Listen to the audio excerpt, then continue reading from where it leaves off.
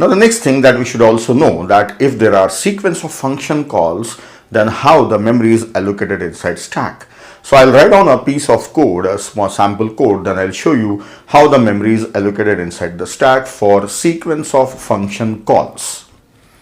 Here I have a sample piece of code. This is the main function. Main function is having two variables and then it is calling function fun1, and fun1 is having its a local variable x. Then it is calling function 2 and passing parameter x. This function 2 is taking parameter as I, then also it's having its own variable a. If following function calls are made, then how the memory is allocated for all these functions, let us look at it. First of all, when I want to run this program, the machine code of this program will be copied in code section. So I will write it like this. Function 2. This is the machine code of function 2, and assume that this is for function 1 and then this is main function.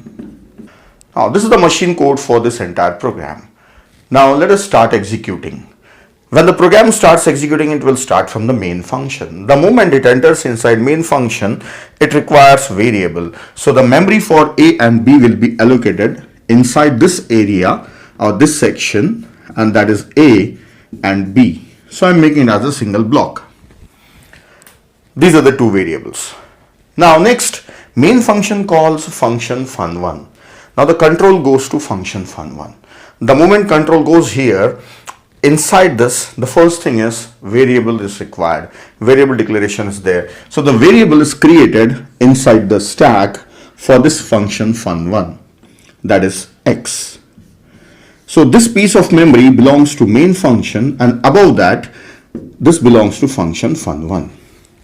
Right now which function is executing? Currently function fun1 is executing because we have called from here. So this topmost activation record belongs to which function? Currently executing function, that is fun1. Then fun1 will call fun2. So again the control goes to function 2. Then that is having two variables. One is its parameter, other one is its local variable. So memory is allocated for those variables I and A, and this is for function 2. Now presently function 2 is running and the topmost activation record inside this area is fun2. So currently executing function will access the topmost activation record. Now one thing you can observe that we started from main function. It has not yet finished, but it has called function 1. So main function activation record is as it is inside the stack. Then activation record for fun1 is created, means memory for fun1 is allocated. Then it is still running, but it has called fun2. So the activation record for fun2 is created and activation record of fun1 is still there in the memory. Now let us continue over execution. Fun2 is the currently executing function. Now when the function 2 has finished, terminated, then control goes back to function 1. It will come back after this point, it will come back to function 1. Inside this function 1, that is after this line, it will come to this line. Suppose there is a statement here, so it will come to this statement. What happens to the activation record of that function 2? This will be deleted. Then this, after this function 1 has finished executing this statement, it will come back to the main function after this call function 1. Let us say there is some statement, it will come to that statement. And once the function fun1 ends, its activation record is also removed from the main memory, that is from the stack. Then main function also ends, so its activation record is also deleted from main memory. So now you can see that how the activation records for sequence of function calls were created. First main function, then above that function 1 and above that function 2. Right now function 2 is running, these are already there in the memory. When function 2 ends, it will delete and come back here. When it ends, delete and come back here. When it ends, delete and the program ends.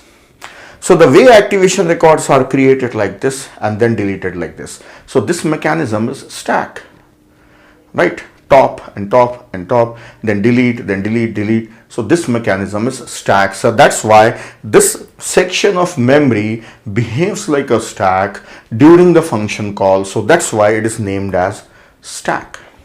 So that's all. This is how the main memory is used, or stack memory is used for function calls.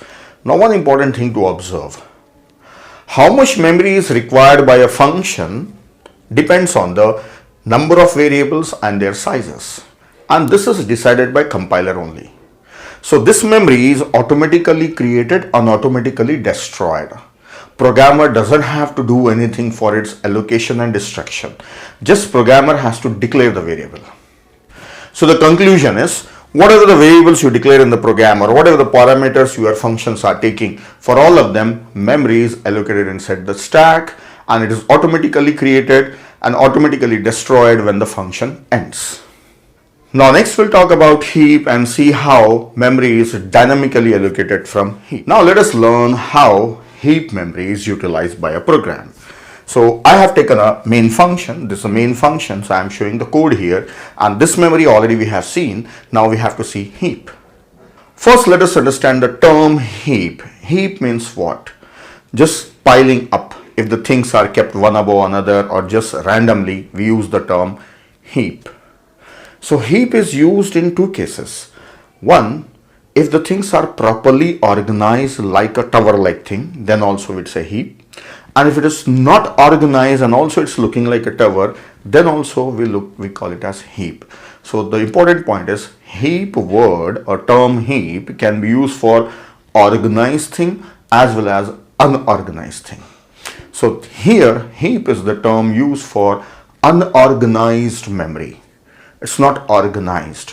Stack memory is organized, right? We already saw how the activation records are created and deleted, but that is not organized.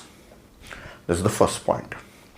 And the second point about heap is that heap memory should be treated like a resource. So I'll tell you something about the resource in applications. See, suppose a printer is a resource for your program.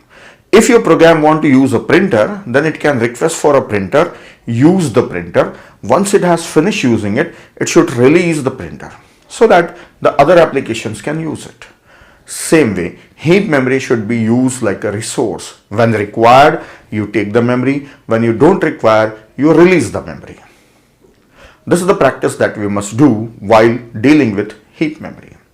So I told you 2 points. What is heap? Second thing, it should be treated as a resource. Now the third important point, program cannot directly access heap memory.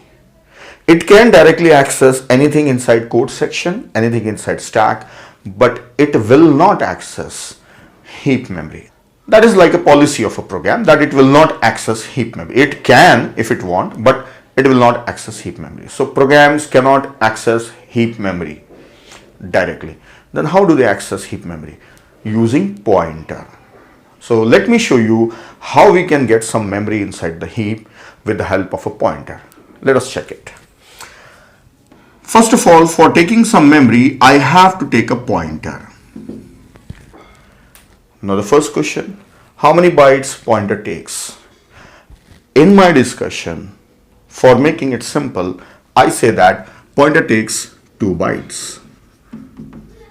Actually, the amount of memory taken by pointer depends on size of integer usually. If integer is 2 bytes, pointer is 2 bytes. Integer is 4 bytes, so pointer is 4 bytes. So let us assume that it is taking 2 bytes. So let us just assume that pointer is taking 2 bytes. So this needs 2 bytes. Now, next point, where the memory for the pointer will be allocated.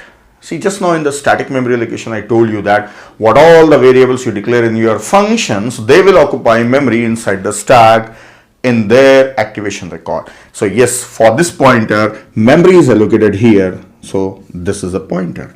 So it takes 2 bytes. So 2 bytes of memory, and this is the activation record for main function. Now I want to allocate memory in heap. So how much memory I want to allocate? I want to create an array of integer of size 5. So this new statement will allocate memory in heap of size 5. So array of size 5. and this pointer will point on this one. Suppose the address of this location, the beginning address is 500, so 500 is stored here. This is the method of allocating memory in heap. So wherever you see new means memory is allocated in heap. Simple variable declaration, memory is allocated inside stack. In C++, it is new.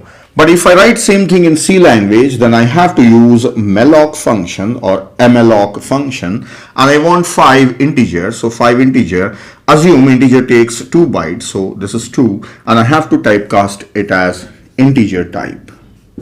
So this happens in C++ and this happens in C language. So this is the code for C++, this is the code for C language.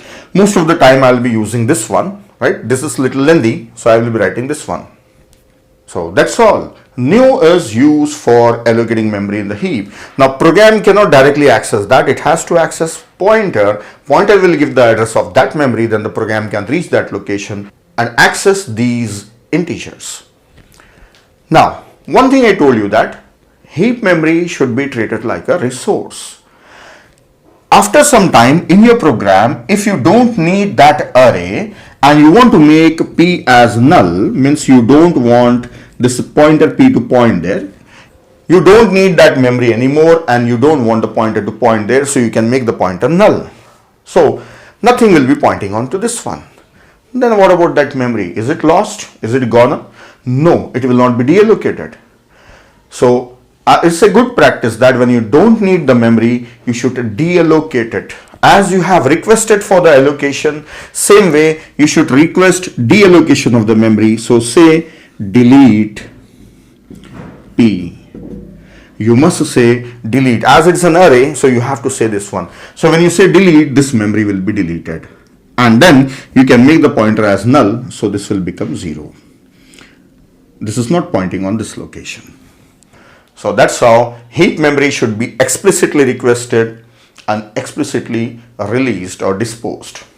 Otherwise, if you are not releasing it, then the memory will be still belonging to your program and that memory cannot be used again. So it causes loss of memory, and the loss of memory is called as memory leak. And if you continue the same thing in the program for many times, then at one stage the heap memory may be full. There is no free space in heap memory. So whenever you allocate the memory, heap memory, and if you don't need it, release the memory. So let us conclude. We have seen static memory allocation that was done inside the stack for all the variables. Then we have seen heap memory allocation. It is done with the help of pointers, and when not in use, it must be released. So finally we conclude here. We have seen how the static memory allocation is done from the stack and how dynamic memory allocation is done from the heap. So this is the difference between stack and heap. So then in next video, I'll give you introduction to various data structures.